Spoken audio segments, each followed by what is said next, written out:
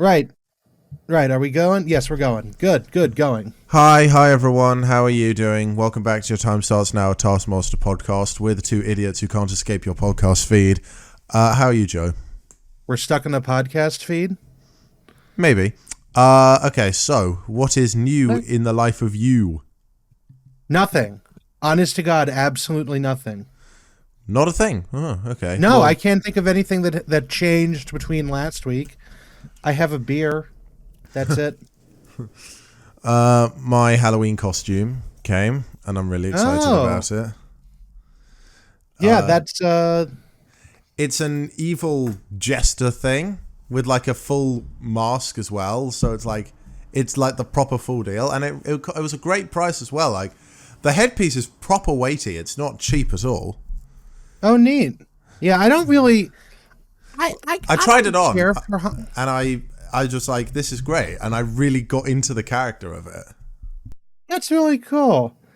I suppose I'll just wear an orange shirt or something on. I don't do costumes anymore. I just like handing out candy.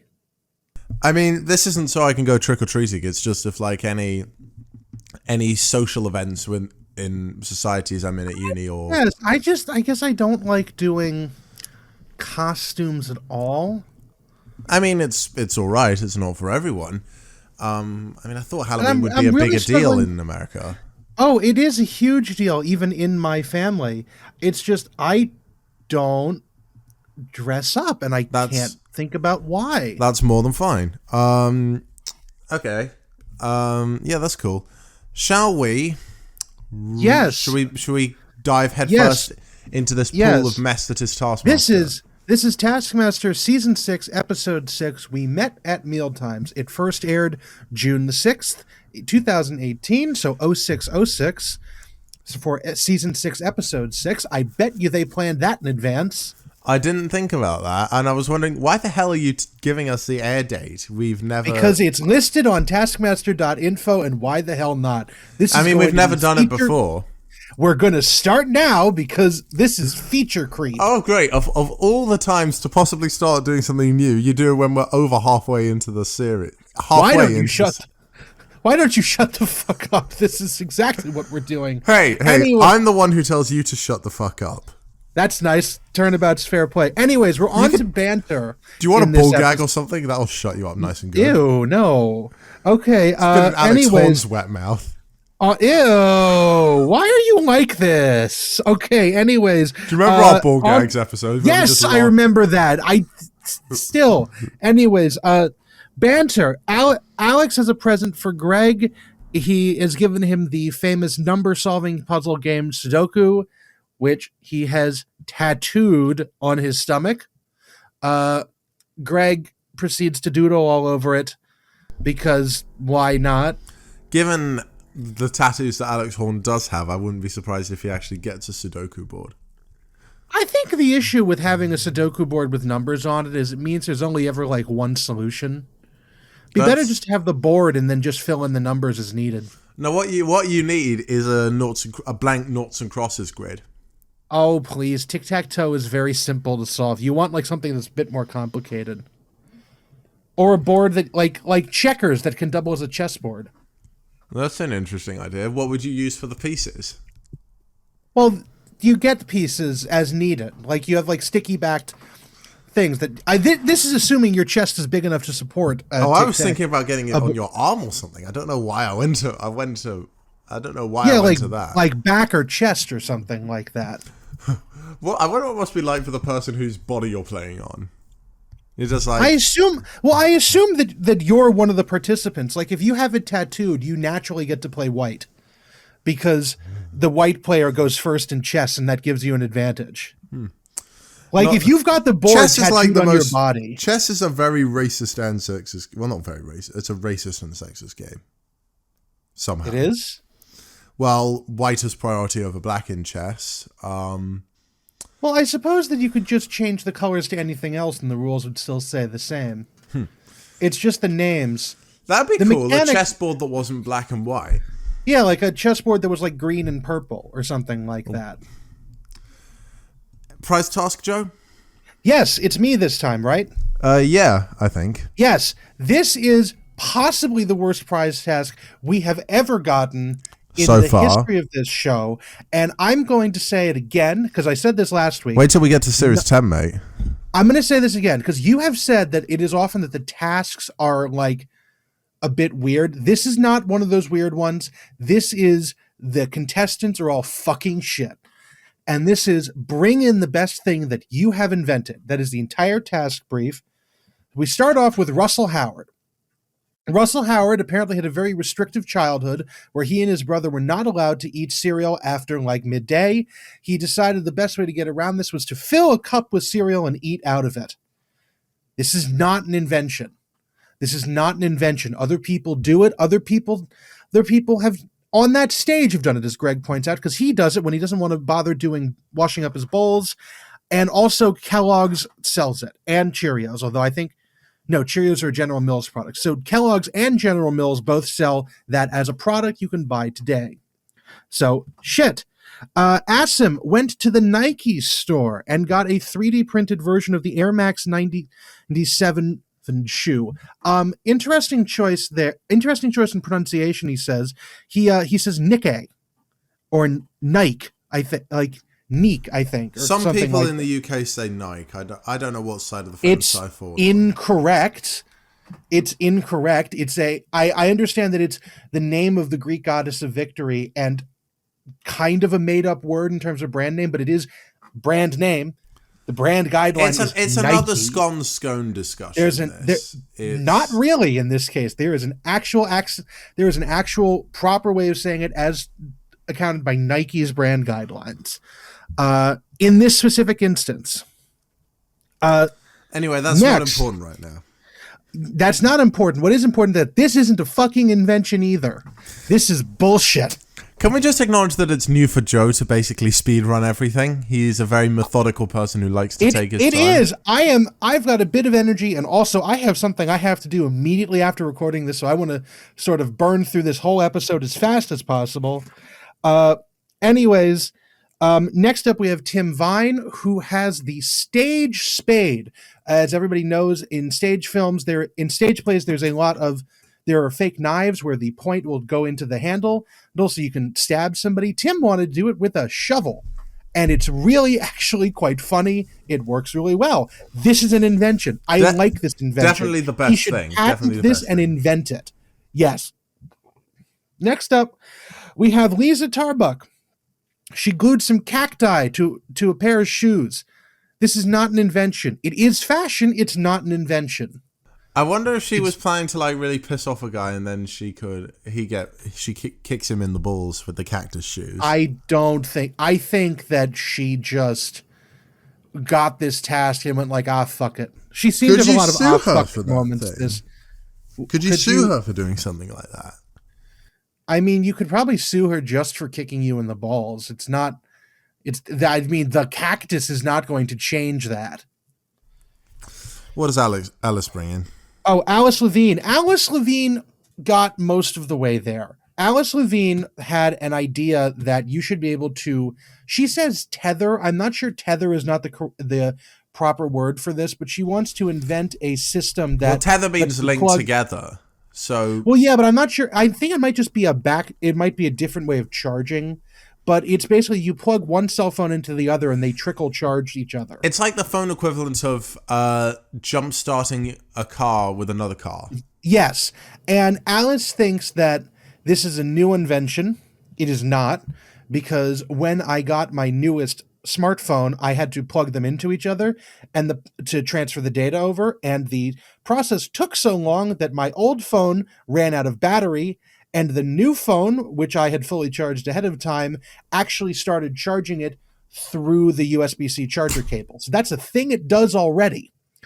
That is a thing that exists already. Also, Alice notably didn't invent this. She made up a drawing for it that looks like nonsense. So basically the person would win the drawings and then probably have to go in and design the thing themselves. Maybe get patent pending on it. Yes, but having looked at this, it looks like absolute nonsense. Like, I'm looking at a picture of this on taskmaster.info because they have this next to the prize task page, and makes absolutely no sense when there's not any indication of a cable connecting two All devices. it needs is together on it. all it really needs to be is just a cable. And the Yeah, it downside does. of that And a cable- is not everyone's a phone cable takes the and same some- style of cable. So a it's not a cable and some one-size-fits-all. programming. Well, no, they make USB-C to Lightning cables and USB-C to micro USB and micro USB to Lightning because that's how you connect up computers. Yeah, I know, but it's still like this is the sort of thing that works as a one-size-fits-all because you're charging different phones. Well, no, it's really you just need some programming in the phones that make them acknowledge this is a thing that's happening. Whatever. But the scores are extremely bizarre. Well, okay, so Greg puts Tim in first because Tim actually invented something. Greg actually acknowledges this is one of the worst rounds he's ever seen. I can't wait to hear Taskmaster Joe for this. Lisa, he gives third place to because it's kind of an invention, which I disagree with, but I can see it. And then everybody else gets 1 point. So that is Tim 5, Lisa 3, Asim, Alice, and Russell get 1 each. Onwards to Taskmaster Joe. Drop the theme right here. Oh, that was good. It's the Taskmaster and his name is Joe and he's gonna tell us what we should know. It's Taskmaster Joe. So I'm putting Tim in first because Tim not only invented something, but he presented the invention before them, which is really neat. And then Alice, I'm giving fourth place to. So that is 2 points because she's on the right track. She's on the right track. It is an invention, and it is an original thought. You can patent things that aren't actually yet creatable. Infamously, British Rail patented a nuclear-powered flying saucer that is technologically impossible to create because it's an original idea. But that is still an idea. Everybody else I disqualified because these are not inventions. Wow. What an interesting scoreboard that would be. So I guess it's my turn. And then or do you want to should we say what we brought in? We'd bring in? Well, hold on. There is an adapted version of this. Season 2, episode 2 of Sir Masari was also the best invention. Although that one apparently was the best invention made by somebody else.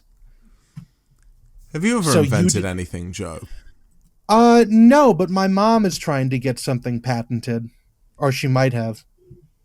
The thing is, inventing stuff is hard because it's not just a sort of run and grab thing. Well, the issue is that in this case, with this level of hopelessness that we've seen already, I think the idea, like Russell Howard came the closest with, I've invented something that other people have made. That still doesn't change the fact that that he came up with the idea himself.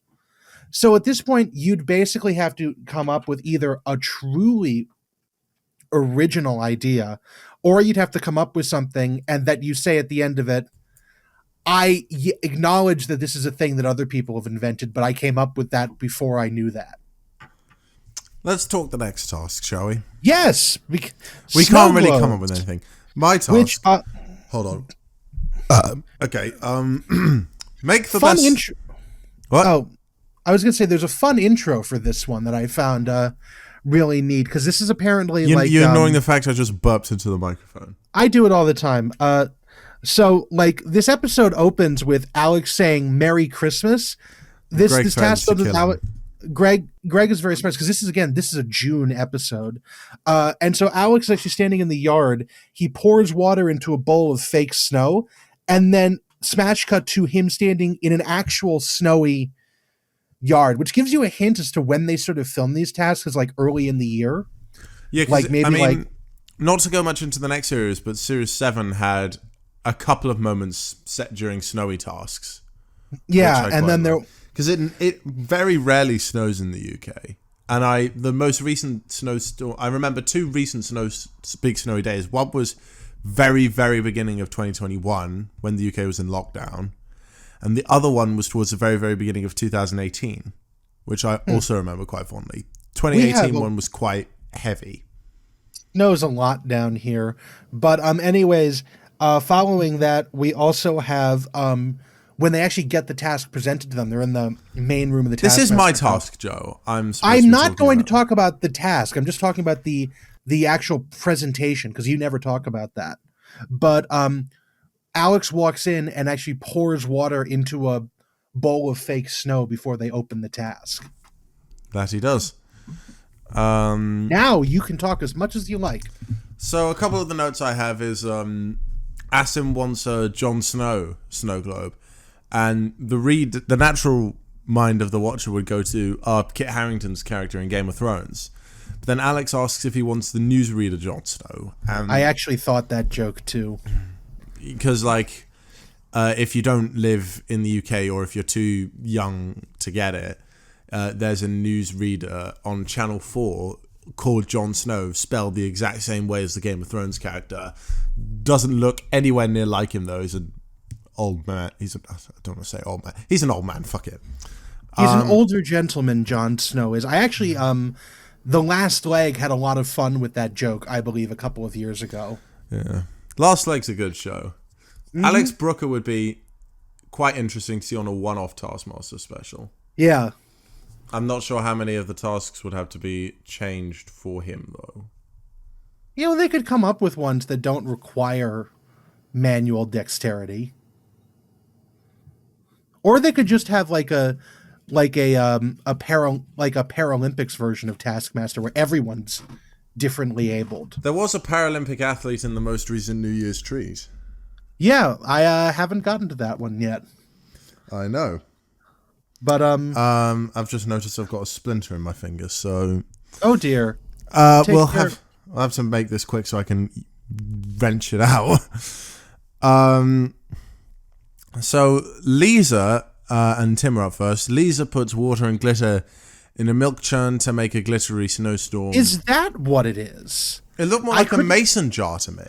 Well, it was a mason jar mounted to this big churning machine. It's like a handheld churn thing. It was a hand whisk, not like a manual. It had whisks that have like a crank on them. So yeah. Oh, did you say what the task actually was for this, or did we just shout snow globe? Make the best snow globe. You have 10 minutes to order your elements, then 20 minutes to make your snow globe. Starts now. As I was saying, she basically puts it looks more like a snow. It looks more like a snowstorm than just like casual light snowstorm. I really like what Lisa did. I did. I wrote in my notes pretty good. Tim, on the other hand, he made a snowman out of fruit, including 2 big green mittens made of grapes. Although Greg described them as extremely pointy breasts. My notes for Lisa and Tim were: Lisa has this jar/mixer thing. Tim mounts cupcakes to oranges. And then Tim puts his thing in a blender, and I literally wrote down, "Oh God." Mine says Tim is using a blender ... Oh no. Because Tim makes his snowman out and then just puts it in a blender. I'm like, uh-oh. The most tragic part of Tim's is that he says once he's blended it, you can still see elements of his smile. Which I actually would have thought that Tim's was very nice, other than before he blended it.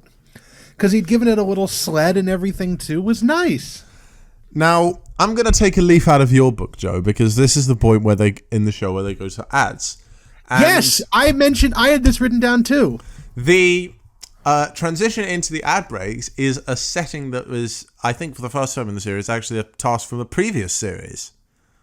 From the previous series, yes. Because it was the Taskmaster Bury. The Taskenbury. That's Festival. The one. Where they sang the song for a stranger in the infamous "I try my best, but it's never good enough." Good enough. Great song, by the way. And of course, still a very Rosalind is a fucking nightmare. I still like Never Good Enough more. I know, I do too, but Rosalind is such a fucking nightmare. It's such a good comedy song. Yeah. But I like the one more for completing Nish's character arc in a nice way. Yes. Anyway, but that's neither here nor there. The A's are up next, Alice and Asim. So Alice, she turns the entire studio, or study, sorry, into a snow globe by covering it with cling film. There's 3 mannequins in the middle of the room, each with a slice Not Bernard the mannequin. She puts a slice of Billy Bear ham on their face, which is just... Okay, what is face meat? She asked specifically for face meat, and I'm like, what the hell is that? Why do they have printed ham? Billy, it's just... No, explain to me. What is Billy Bear ham? It's just like... It's regular ham, but there's a cartoon bear face on it.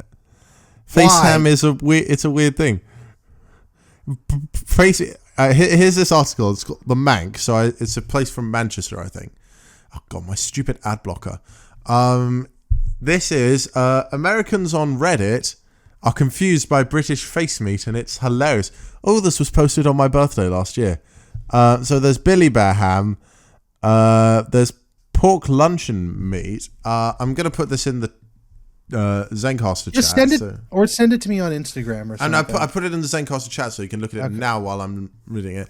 Billy Bear ham is just ham with like a cartoon bear's face on it. And then she starts throwing cotton wool balls around and spraying window lean around the room as Alex watched through a plastic bowl outside, and the effect is really, it's okay at best. It's garbage, and I actually wrote down that her snow effect is like the worst thing ever. I mean, to be fair though, it's better than Asim because he gets the 2 Jon Snow figures, the newsreader and the Game of Thrones character, and he puts it in an inflated condom full of squirty cream, or whipped cream as you probably call it. And the highlight of this... Do they make this Billy Bear ham? Do they press different shades of lunch meat while they are making... Who buys this? What... This is the same thought process that led to Mr. Blobby. I cannot be unconvinced of that. I'll tell you that, Joe, if there wasn't an image coming up later in this episode, the image of British face meat would be the thumbnail for this episode. Yeah, I hope we're thinking of the same thing. Also, don't worry. I'm sure. I think we are. Don't worry. I want to just mention my entire notes for Asim, which was Jon Snow from the wall, Jon Snow from the news, a condom, a balloon, spray cream. And then the most unfortunate image of the spray cream leaking out through the condom. Yeah. I think he has to transfer to a balloon at some point. It's not a good look in any event. Yeah, the thing eventually, he pops the thing and it goes everywhere. Yeah, it's really not... It's not a great task for Asim. No. Honestly, I was kind of thinking this is like a season 2 level task where nobody was very good. Well, like reminds me of when it's like when Sarah Pascoe made that snowman out of ice cream and it melted in the most horrific way. Like this whole episode feels like it should have been from season 2 where nothing was very good. Because I've said I don't like season 2. The only thing is that these people are funny. So they I feel like before this rewatch, I thought this was my least favorite season of the show, but it's not as bad as I thought it was. I'm quite enjoying it. I'm quite enjoying talking about it in depth. They're series. Fun in their mediocrity, as opposed to season 2 where they weren't. I mean, like series 2 is my least favorite now. I'd say this is probably my. If I had to rank. We'll do that at the end of the series, okay? Yeah. So anyway, Russell Howard, he glue guns a bell jar to a small table after putting a couple of ceramic fingers and icing sugar inside it. Alex shakes the thing after Russell leaves, and it smashes as the Santa figurine crashes through and onto the floor. And Which Russell's look of I don't want to say despair, but like passive anger at Alex is amazing. He's like, I mean, you can't see. Why should it is? This isn't a video. I don't know why. I have two notes for this. What are your notes? First of all, I'm surprised that Russell didn't put any water in the snow globe, because that's usually kind of required. Not a comment about it, just I'm surprised he didn't. Also, musical note, Russell gets this Western, like American Western style music throughout his entire task. We've heard it His before entire- in the paint the best picture of a horse while on a horse. I remember. Oh it. wow, we might have. Yeah, I didn't even remember that. Yeah, but, I remember it. Like the music in the first 3 series is quite independent of the rest of the music in this show, I think. Yeah, but we only. Although in see series 13 they used a really old track they hadn't used since like at least series 3, and I was like, Oh, wow. oh shit, they used that song. I can't remember we'll what have it was, to, but yeah, we'll have to keep an eye out for that. But, anyways, yeah. just Scott- wanted to point that out sorry. because I thought it was very interesting that we got, because it only plays for Russell. Yeah, it's normally like it sounds like it means business though. Yeah, Like you it hear does. westerns and you think, okay, things are about to get serious. We should Clearly, someone in the editing booth had their own opinions about whose snow globe was the best, and so they showed Russell's as like, aha, this is the champion coming in to show everybody else. I mean, it was scheduled to be shown last anyway. And Yeah. you know what that means? You're either it or shit. Yep. That could be a good episode title if there wasn't swearing in it.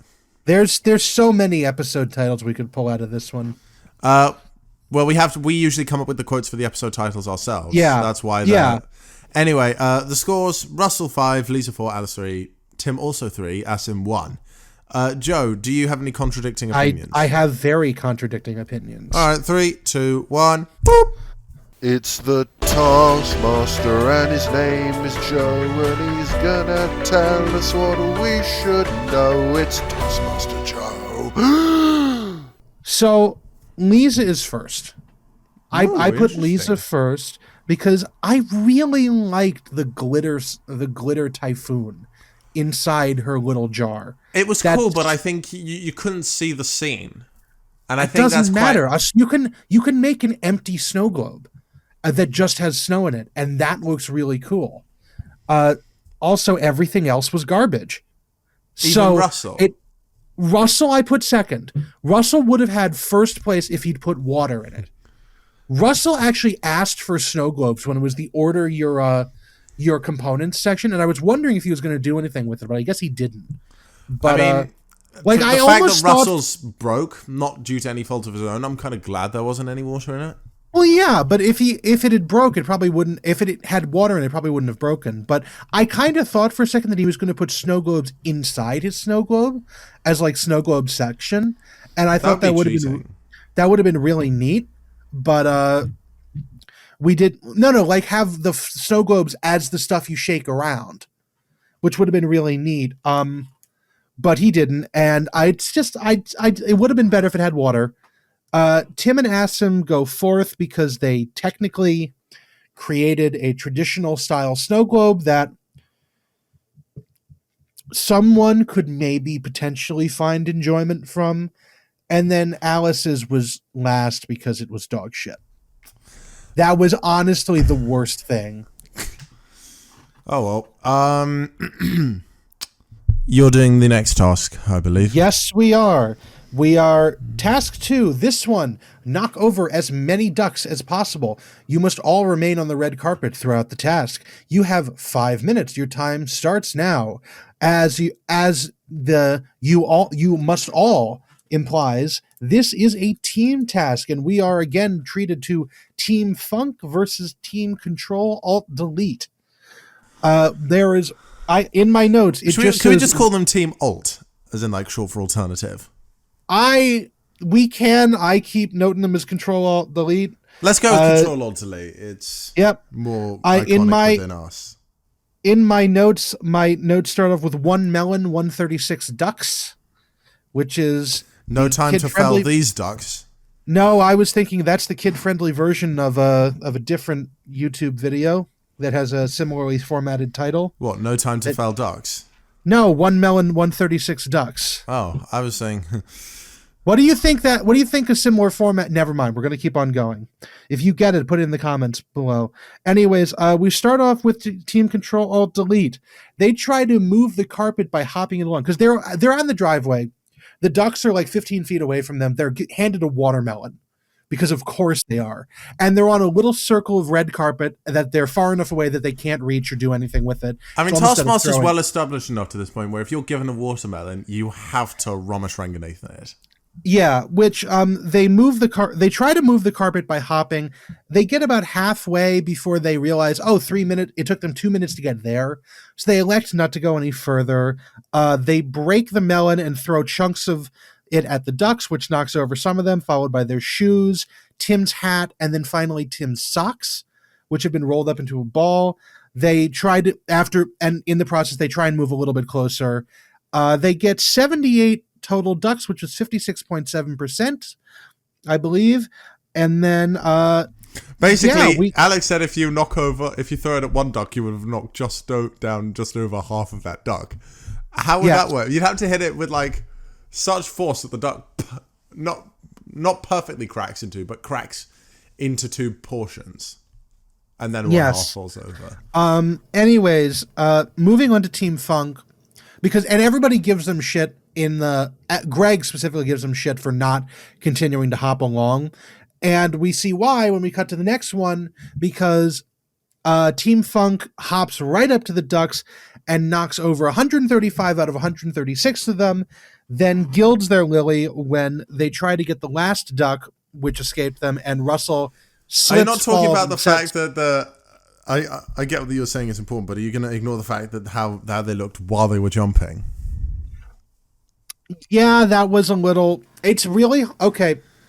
It looks like the way they were jumping, Russell is bent over with his butt directly at crotch level with Alice. Make all the jokes you want to in the comments. It's like below. I wrote two things. I said, thank God Russell is in front, or Alice must be a really dominant in the bedroom. Yep, I was making the same jokes. It's just, it's I just want to check visual. I just want to check. This was not the image I had in mind for the thumbnail. This was not mine either. Okay, I think we know what it from is. This one. I think I know what yours is. We'll get to it when we get to it. But yeah, what are the scores? The scores are: Team Funk gets disqualified because Russell tripped up and put a foot down outside the red carpet, and the Team Control-Alt-Delete gets all the points, which is 5 points for each of them. Just as a mention, there are no similar tasks. There are no adapted versions of this task or the previous task, surprisingly enough. Okay. My turn to do the next task. Announcement. It is Emerson's turn. Da-da-da-dum. Make an announcement. Biggest announcement to the most people wins. You have 12 weeks. That's my announcer voice. Your time starts now. Alice is first. And what Alice, their names are so common, I keep getting them mixed up. Alice thought about shouting something in the middle of a town square, but then she remembered she had a radio station. And then she remembered that she had Twitter. So, yeah. So she announced on Twitter, in other words, she tweeted about a quattro formaggio pizza, or a 4-cheese pizza, having 4 types of cheese. Was that a joke on an American accent, or was that a joke on the Italians? What, me saying quattro? You said it like you were doing an American accent. Quattro formaggio. That's your American accent. No, this is an American accent. So I had a quattro formaggio pizza, and it was. That's the same thing. You said it. That's not what I said. Should I do the whole rest of this task in an American accent? Please do not. Okay, please do not. And let's just keep going. Okay. Okay. She tweeted She tweeted that she had a quattro formaggio pizza, having 4 types of cheese. Essentially, it's a 4-cheese pizza, not 4 times as much cheese. Which I think, oh god, you probably have lactose intolerance by the end of that. Which was potentially seen by 96,000 people and was liked by 411. So maximum 96,000. What about the next one? Tim He went with a very literal approach and tried to yeah. He tried to write the word announcement at the big... Really big. Yeah.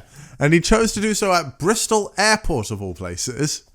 Now, I've never been to Bristol Airport, but because I live in London... It looks like he was doing it on the front drive or something.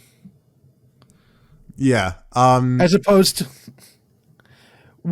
Which just to counterpoint this, people have done what he is trying to do, where they've put really big words near airport flight paths. Notably, some YouTube guy did one off of the approach for Gatwick, which said "Welcome to," I think it said "Welcome to Luton," or something like that. But did Russell? I mean, it's not great. I live now. If you know me, I live near the. My parents' house is not too far from the largest airport in the UK. Not sure. I don't think it's the largest in the world. Definitely not the largest in the world. But definitely the largest in the UK. I think like the top 5. No, that's in aircraft movements. Yeah. Okay. Oh no. I meant top 5. I was going to say that I think the top 5 biggest airports in the UK are all either in London or have London in the name. Looking at you, Southend. I think that I don't think that's true either. Anyway, no. The point of this task is that Tim decided Bristol Airport's not a very big airport, even though Bristol itself is a decently sized city. Not in comparison to London, it's tiny, but as a city in the West Country, it's all right. It's got about 500,000 or 600,000 people, and he tries to write the word announcement. I think with like giant yellow fluorescent tape or something, but he gets to as far as he manages to write the word "an," so the first 2 letters, before the police stop him and say he has to stop. Yes, and also just want to point out they're not very big letters. They're maybe like 4 feet high, so it's not a big announcement, anyways. Yeah, you don't. I don't think you could. Yeah, you couldn't see it if you. I'm trying to open my water bottle, but I realize I'm talking about the task, so. Sorry, you're going to have to hear me drinking for a second. Okay. Unless I mute myself. But damn it, I don't think I even muted the thing. Large thud. Should we... No, that large thud is too basic. I was going to suggest that be our episode That title. could be the title. Yeah, but it's too basic. No, it's not. All right, we'll see. If we don't come up with anything better, that'll be it. Yes. So yeah, Tim is... blocked from completing his thing. Lisa claimed that any announcement she made on her radio show counted as a big announcement, so she admitted that she was angry about having to do the task. Because I guess she announced people's birthdays and stuff. It wasn't really clear from what she said that whether or not she'd announced on the radio that she was doing announcements or whatnot, but this one seems to not go perfectly well for her. She didn't have a specific example. She gets upset. She gets upset, like proper upset. I didn't realize that she had a radio show, so this is very interesting. I mean, it's not the thing she's known for, unlike Alice Levine. Yeah. Asim Chowdhury.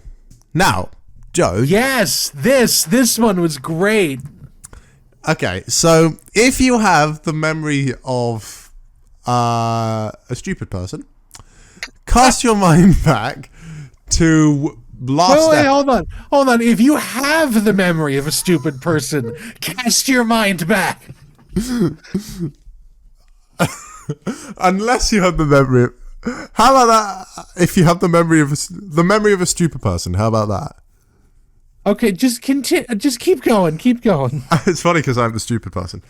Unless you have the memory of a stupid person who's not me, you might remember in both the last... Fuck off. You might remember in the last episode of Taskmaster and our podcast, we talked about Asim saying that he was vegan right at the beginning of the prize task. And that was his big announcement for this task. And he did it very subtly and very cleverly. And he mentioned that... Not subtly or cleverly at all. Yeah. But nobody noticed. Well, yeah. At the time, it was subtle and clever because we had no idea what he was talking about. But now that we've both seen it, well, now we can't unsee it. And we can't unknow it either. And the one thing I know about this is that Asim mentioned that the show was being shown on repeat on Dave, so a lot of people would see it. Taskmaster's, well, I'm sure it's still shown on Dave occasionally, but it's not a Dave-only show. They also make lots of original content on Dave, which wasn't Taskmaster originally on Dave? Or Dave production? Yeah. So yes, they do make original content too, as Greg notes sometimes. Very quickly. And but amazingly, Asim is not the last person we talk about here. That title goes to Mr. Russell Howard.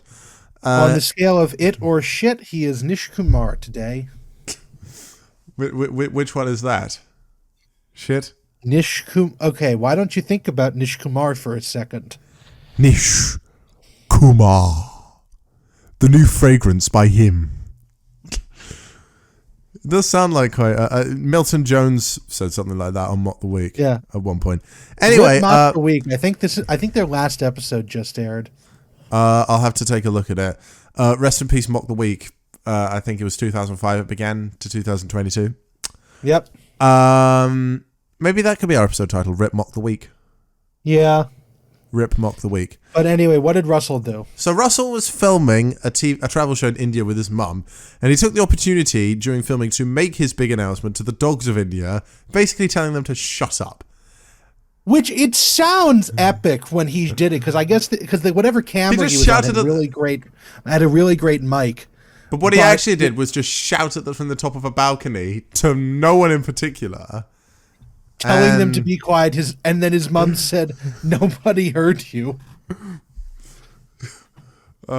Anyway, the scores, as you can imagine, Asim gets 5, Tim's attempt gets 4, Alice and Lisa both get 2, and Russell 1. Do you have any objections? We do. Please play the Taskmaster Joe theme. Well, we played it a couple of times this episode. It's the Taskmaster and his name is Joe, and he's gonna tell us what we should know. It's Taskmaster Joe. Yes, so Taskmaster Joe, first place, Asim. He definitely got the biggest audience from I'm judging this more on like bigness of the audience than anything else, because the audience is definitely the best manner in which you're going to do this.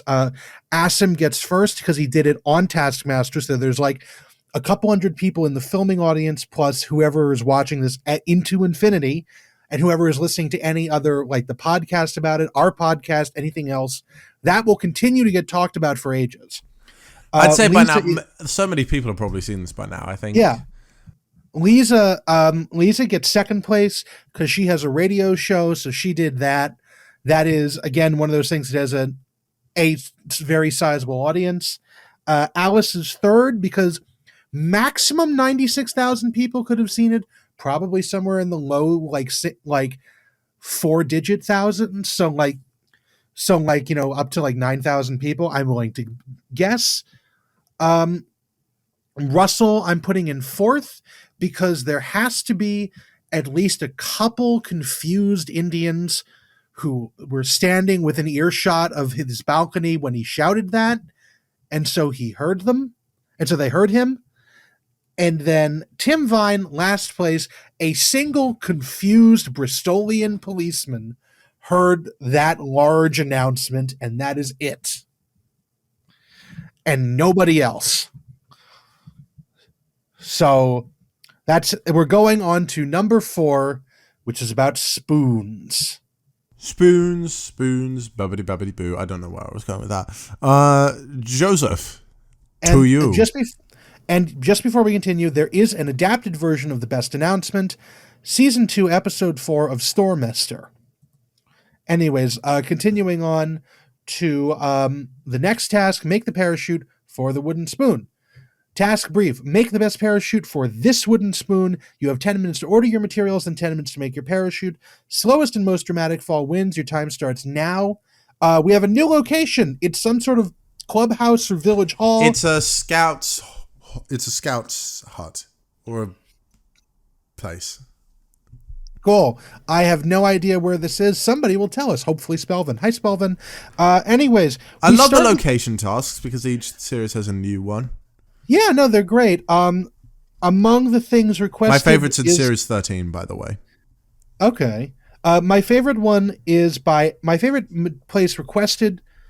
My favorite thing requested by anyone during the ordering section is Alice, who asked for a hardcore staple gun. That will become relevant very quickly. Also, we've got a very rapid fire edit of some other stuff that I didn't write down. We get Tim first, who wanted just some paper. He says a bunch of wonderfully TV-friendly insults as he tries to put this together. Oh, flippers, bums on seats. Oh, do me a favor. And then he actually tries to put this thing into the air. And whatever dramatic music they used for this is actually copyrighted. Yeah, it was YouTube completely muted. It. And think back to when we had the discussion when Asim sent his Little Man on the Journey and how the audio sounded weird at that. We had a little bit of a debate. There's no debate here. There was definitely copyrighted music. Yep, YouTube definitely muted it for 15 seconds, right around the 30-minute mark on the YouTube video. It falls gently to the ground and then lands. Tim then says, what have you done, while looking off dramatically into the camera. Apparently he made this whole war film backstory for it that he later elaborated on in the studio. I don't remember fucking any of it. If we want to just drop the audio here, we can, or we can't. But anyways, part of that last week's episode didn't feature any sound bites, which I thought was quite interesting. I guess we just didn't really have anything to add.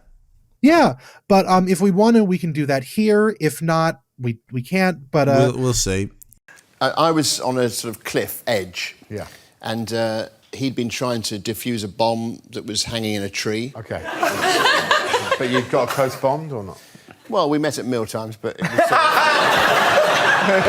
and it's at the moment at which he thinks he's defused it, and he's about to jump away from the bomb, and I know that his parachute is not really going to hold him up. So you accidentally caused Sarge's death? Yeah. Wait, so when you said, what have you done, you were talking to yourself? To yourself? Yeah. Oh, my God. Goosebumps. And that's why at the end my face crumples, because it's too much for me to bear. Isn't that war? Yeah. But anyways, Tim also does the title drop here when he describes how his character knew the character being played by the wooden spoon. They met at mealtimes. Then we get Alice and Asim together. They both wanted balloons. They both got balloons delivered in large, clear plastic bags instead of in a net sort of bag, which is what Alice wanted. The balloons then escape. They eventually managed to gather up enough balloons to get the spoon tied to it. The spoon is then stuck to the ceiling because the balloons are trying to go up, and they both have to get it down. Asim sticks a dart to a stick and starts popping balloons. This goes very badly for him when the balloons get stuck on the stick, and as he tries to shake them off, he knocks the spoon to the ground and it falls with a clatter. Then we get Alice Levine, who reveals that her hardcore staple gun is being used as a projectile weapon for shooting down the balloons like some deranged handyman turned anti-aircraft gunner.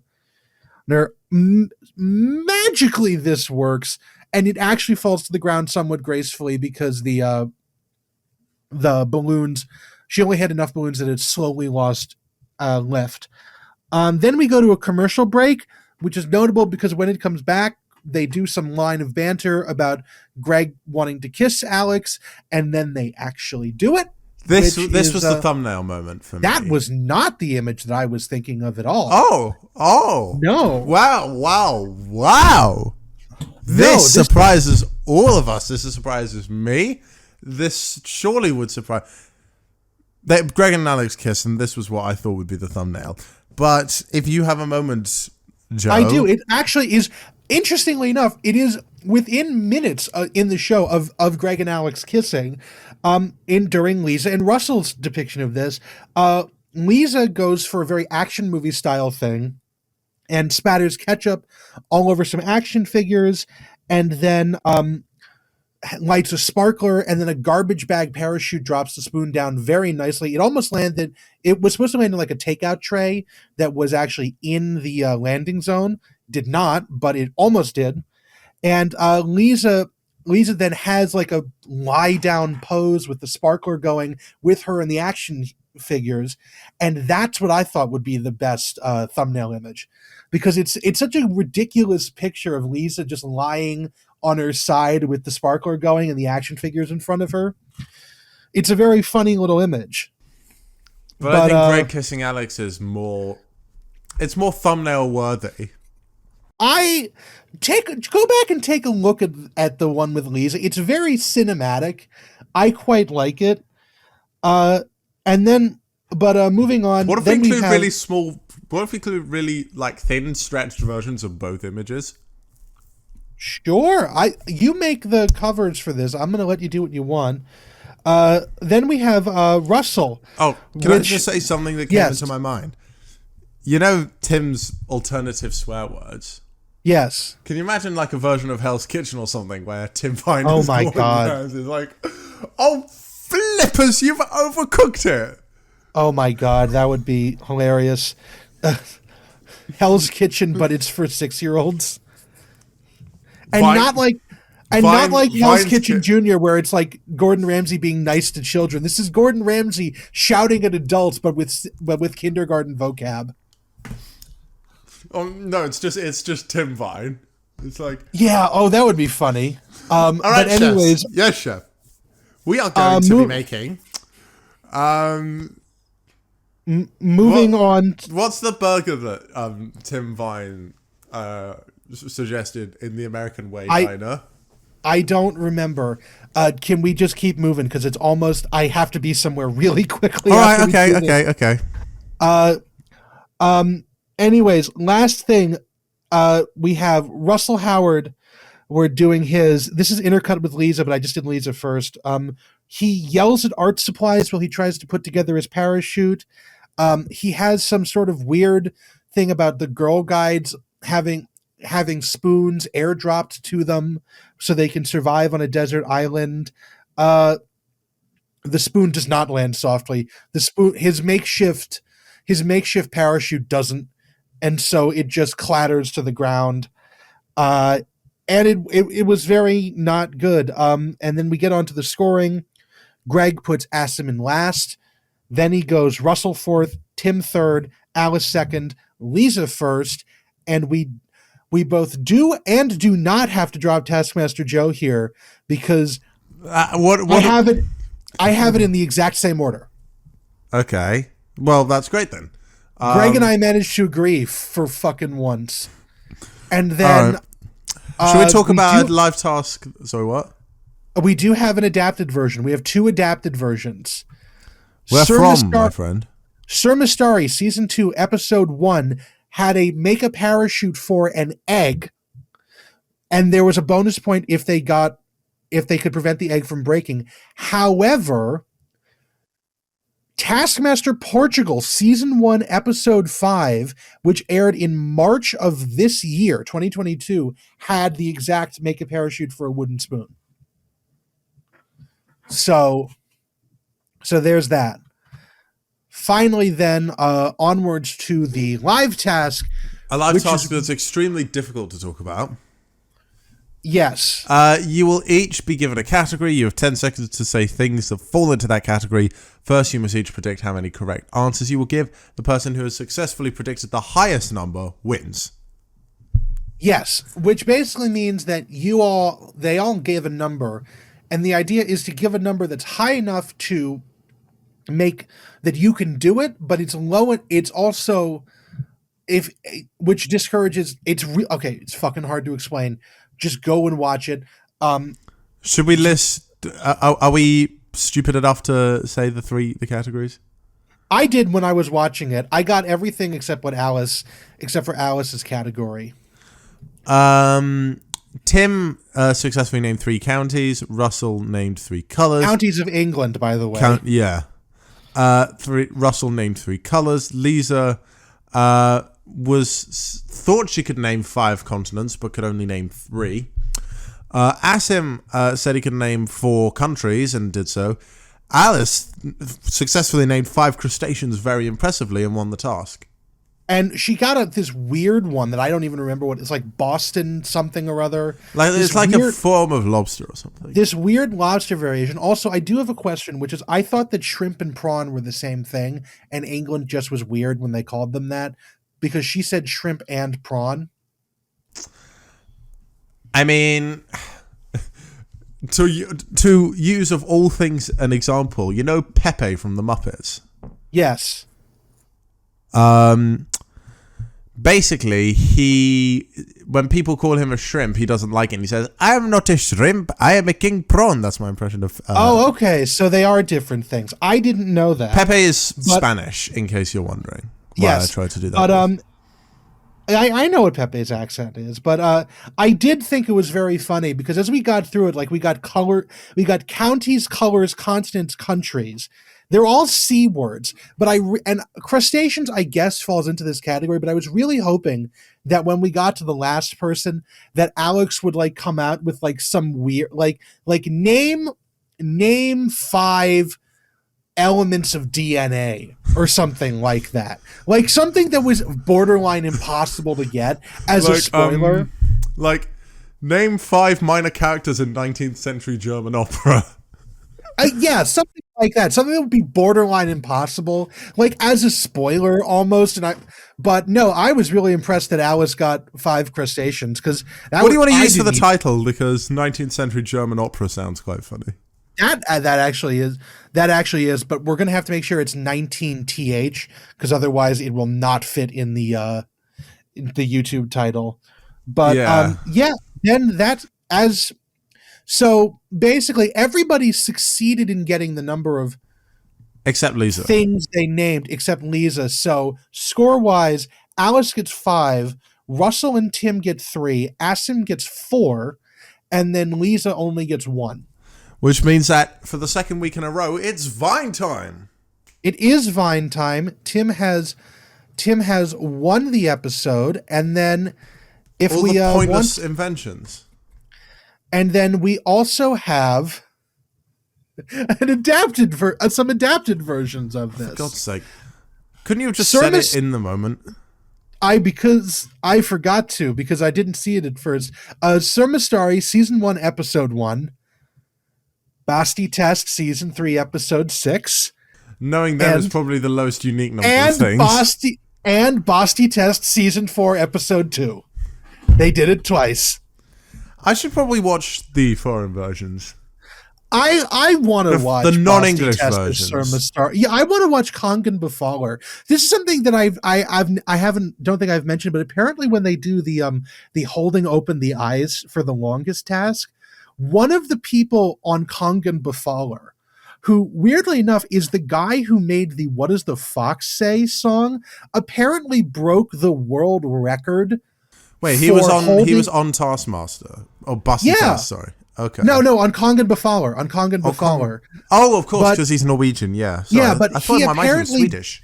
He apparently broke the world record for holding your eyes open without meaning to, and actually only stopped holding his eyes open because he got bored. Like, I watched the clip online, and he held his eyes open for so long that he had to go home. They took a camera with him in his car. He drove home, got McDonald's, and pulled into his driveway. And it's like, I can't be bothered to do this any longer. And blinked like almost 3 hours later. That's impossible.